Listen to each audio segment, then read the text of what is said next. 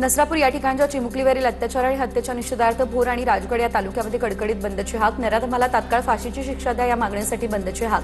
बंदच्या आवाहनाला दुकानदारांचाही उत्स्फूर्त असा प्रतिसाद.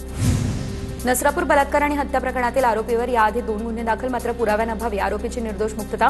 पुणे ग्रामीण पोलीस अधीक्षक संदीप सिंग गिल यांची देखील ही माहिती. नसरापूर अत्याचार प्रकरणावरून गनिमी कावा संघटनेचे कार्यकर्ते झाले आक्रमक. पुण्यातील सिटी प्राईड सातारा चौकामध्ये गनिमी कावा संघटनेचं आंदोलन. आरोपीला फाशी देण्याची देखील केली मागणी. नसरापूर प्रकरणी पुणे जिल्हा शिवसेना महिला आघाडीच्या वतीने अलका टॉकीज चौकामध्ये आक्रोश मोर्चा. आरोपीला फाशीची शिक्षा द्या अशी देखील मागणी. नसरापूर घटनेच्या निषेधार्थ भोर आणि राजगड तालुक्यामध्ये बंदची हाक. आंबेडकरी संघटनांच्या वतीने खेड शिवापूर टोलनाका बंद करण्याची हाक.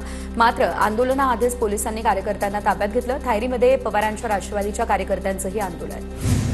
साकळमध्ये 11 वर्षीय मुलीचा विनयभंग. नराधम परप्रांतीय आरोपीच्या पोलिसांनी मुसक्या आवळल्या. 32 वर्षीय आरोपी अरुण मिश्रा पोलिसांच्या ताब्यात. साकळ पोलिसात गुन्हा देखील दाखल करण्यात आला. जळगाव या ठिकाणच्या जामनेरमध्ये 15 वर्षीय मुलीचा विनयभंग केल्याची घटना समोर. 22 वर्षीय तरुणाविरोधात जामनेर पोलीस ठाण्यामध्ये गुन्हा देखील दाखल करण्यात आला. शिर्डीमध्ये लव्ह जिहादचा आरोप. तरुणीशी हिंदू पद्धतीने लग्न करून धर्मांतरणात जबरदस्ती केल्याचा आरोप. तरुणीवर लैंगिक अत्याचार केल्याचा आरोप. आरोपी हमीद पठाण गजाड. पुढील तपास या संदर्भात सुरू. नांगुर्ली घाटावरील बंधाऱ्यामुळे गोंदिया शहराला 8 दिवस पुरेल इतकाच पाणीसाठा जमा. यामुळे 22,000 नळधारकांना मोठा दिलासा मिळेल. या बंधाऱ्यामुळे पुजारीटोला धरणातून सध्या तरी पाणी सोडण्यात येणार नाही. धरण प्रशासनाची ही माहिती. वाशिम जिल्ह्यामध्ये तापमानाने 44 अंशांचा टप्पा गाठला. सारशीमधील लघु सिंचन प्रकल्प कोरडा होण्याच्या मार्गावरती. सारशी प्रकल्पामध्ये अवघा 2% पाणीसाठा शिल्लक. परभणीच्या सावरगाव तांड्यावरती पाण्यासाठी वणवण सुरू. जलजीवन मिशनची योजना कागदावरच राहिली, त्यामुळे महिलांची पडक्या विहिरीतून पाण्यासाठी पायपीट.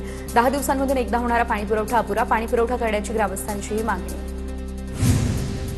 वाशिम सोमठाणा या वनक्षेत्रामध्ये पारा 40 अंशांच्या पार. 16 पाणवठे कोरडे पडले. वन्यप्राणी कासावीस. पाण्यासाठी प्राण्यांची मानवी वस्तीकडे देखील धाव. वन विभागानं तातडीने लक्ष देऊन पाणवठे भरण्याची देखील केली मागणी. राज्यामध्ये पारा आता 40 अंशांच्या पार. उष्णतेची लाट कायम. तर 4 ते 5 मे रोजी गडचिरोली, चंद्रपूर, वर्धा आणि यवतमाळमध्ये वादळी पावसाचा इशारा. प्रशासनाकडून नागरिकांना सतर्क राहण्याचं आवाहन. वर्धा जिल्ह्याला उष्णतेचा तडाखा कायम. 4.5 अंश सेल्सिअस इतक्या तापमानाची नोंद. वाढत्या तापमानामुळे जनजीवनावरती परिणाम झाला. नागरिकांनी काळजी घ्यावी असंही आवाहन.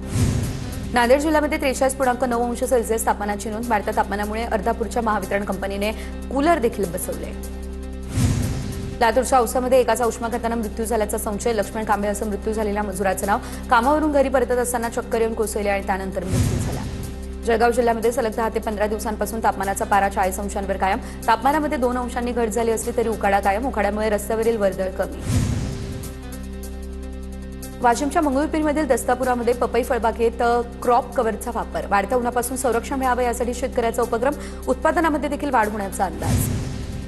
गोंदियामध्ये ढगाळ वातावरणामुळे मका पिकावर बुरशीजन्य रोगांचा धोका. काढणीला आलेल्या पिकाची गुणवत्ता खालावण्याची शेतकऱ्यांना भीती. पिकाची कापणी करून योग्य साठवणूक करण्याचा सल्ला कृषी विभागानं दिला. वर्ध्याच्या पवनार शिवारामध्ये केळीच्या बागेचं आगीमध्ये मोठं नुकसान. शेतकऱ्याचं सुमारे 1 ते 1.5 लाख रुपयांचं नुकसान झालं. पंचनामा करून नुकसान भरपाई देण्याची शेतकऱ्याची मागणी. नवी मुंबईमध्ये एपीएमसी मार्केटमध्ये एफडीएची कारवाई. तर रसायनांचा वापर करून आंबे पिकवले जात असल्याचं समोर. फळ बाजारामध्ये आंबे कृत्रिमरित्या पिकवले जात असल्याचा प्रकार. तपास अहवालानंतर दोषींवरती कठोरात कठोर कारवाई होणार. डोकाडिया कुटुंबाच्या मृत्यूनंतर मुंबईमधील भेंडी बाजारातून कलिंगड गायब. पायधुनी आणि नळ बाजाराच्या फर मार्केटमधून देखील कलिंगड गायब. क्रॉफर्ट मार्केटमध्ये कमी प्रमाणात कलिंगड उपलब्ध. हिंगोलीच्या शिरड शहापूरमध्ये पेट्रोल पंपावरती वाहनधारकांची गर्दी. डिझेल संपल्याच्या अफवेने पेट्रोल पंपावरती मोठ्या संख्येने गर्दी झाली. बीडच्या परळीमध्ये पेट्रोल पंपावर पेट्रोल आणि डिझेल भरण्यासाठी वाहनांच्या रांगा. 2 दिवसांपासून संपूर्ण पेट्रोल पंप बंद. शेती मशागतीच्या कामांना डिझेल मिळत नाही, त्यामुळे शेतकरी चिंतेत. धाराशिवमध्ये कळंब ढोके परिसरामध्ये पेट्रोल डिझेलची टंचाई. अनेक पेट्रोल पंप बंद, त्यामुळे शेती मशागतीची कामं ठप्प. दैनंदिन कामाला मोठा फटका. पेट्रोल डिझेल मिळत नाही, त्यामुळे नागरिक आता संतप्त. परभणीच्या धारासूरमधील प्राचीन गुप्तेश्वर मंदिराच्या कामाबाबत ग्रामस्थांची नाराजी. गुप्तेश्वर मंदिराचं काम निकृष्ट होत असल्याचा ग्रामस्थांचा आरोप. धुळ्याच्या विंचूरमध्ये पारंद रस्त्यावरून वाद पेटला. एकाच बाजूने जमीन अधिग्रहित केल्याचा आरोप. शेतकऱ्यांनी काम बंद पाडण्याचा इशारा दिला. कोणताही मोबदला न देता जमीन जात असल्यानं शेतकऱ्यांमध्ये तीव्र संताप. सलग 3 दिवसांच्या सुट्टीनंतरही रायगडमध्ये वाहतूक कोंडी. इंदापूर लोडेरे माणगाव महामार्गावर वाहनांच्या लांबच लांब रांगा. मुंबई पुण्याकडे परतीच्या प्रवासामुळे महामार्गावर ताण. बुलढाण्याच्या चिखली नगर परिषदेच्या भोंगळ कारभारामुळे आता कोट्यवधींच्या गाड्या भंगार अवस्थेत पडून लाखो रुपयांचा कचरा उचलणाऱ्या गाड्या भंगारामध्ये. गाड्यांचे इंजिन, टायरसह इतर पार्ट देखील चोरीला गेले. नाशिकच्या लासलगाव या ठिकाणच्या शिवनदी संवर्धन योजनेसाठी 13.12 कोटींचा निधी मंजूर. या अंतर्गत कचरा डेपो परिसराची स्वच्छता करून आधुनिक खत प्रकल्प कार्यान्वित. वर्ध्यामध्ये आमदार राजेश बकाने यांनी विकास कामांचा आढावा घेतला. यावेळेस पाणी पुरवठा, रस्ते आणि आरोग्य सुविधांना प्राधान्य देण्याच्या अधिकाऱ्यांना सूचना. विविध विभागांचे अधिकारी उपस्थित राहिले. अकोल्यामध्ये तेलंगणाचे भाजपचे आमदार टी राजा यांच्या सभेचे बॅनर. वंचित बहुजन आघाडीकडून टी राजा यांचा निषेध. टी राजा यांना काळे झेंडे दाखवण्याचा वंचितचा इशारा. पुण्यात अक्षय कडले यांच्या विजयाचे बॅनर निकालापूर्वीच झळकले तर मित्र आमदार झाले त्याबद्दल अभिनंदन अशा आशयाचे बॅनर. निकाल लागण्याच्या एक दिवस आधी बॅनर झळकले त्यामुळे चर्चांना आलं उधाण. शिर्डीमध्ये साई भक्तांची बांदियाळी. उन्हाळी सुट्ट्यांच्या पार्श्वभूमीवर शिर्डीमध्ये मोठी गर्दी. मंदिर प्रशासनाकडून भाविकांना पिण्याच्या पाण्याची सोय. नाशिकच्या चांदीच्या गणपतीला 11 किलो चंदनाचा लेप. मंदिरामध्ये 51 किलो मोगऱ्याच्या फुलांची सजावट. उष्म्यापासून चांदीच्या गणपतीला थंडावा मिळावा यासाठी हा लेप लावला. अमरावतीच्या चांदूर रेल्वे गावामध्ये माजी सरन्यायाधीश भूषण गवई यांच्या हस्ते श्री ई लायब्ररीचं उद्घाटन. ई लायब्ररीमुळे 300 विद्यार्थ्यांना डिजिटल लायब्ररीचा लाभ आता मिळणार. सोलापूर धुळे हायवेवरती मध्य रेल्वेचा 106 मीटरचा ऐतिहासिक भव्य पूल. आमदार राणा जगजितसिंह पाटील यांच्याकडून पाहणी. 2027 पर्यंत तुळजापूर रेल्वे धावणार. राणा जगजितसिंह यांची ही माहिती समोर. खासदार अनुप धोत्रे यांच्या हस्ते वाकोला तिरुपती एक्सप्रेसला हिरवा झेंडा. या नवीन रेल्वेमुळे आता औंढा नागनाथ, नांदेड आणि तिरुपती ही तीर्थक्षेत्र थेट जोडली गेली. याचा मोठा फायदा भाविक, शेतकरी आणि व्यापाऱ्यांना होणार.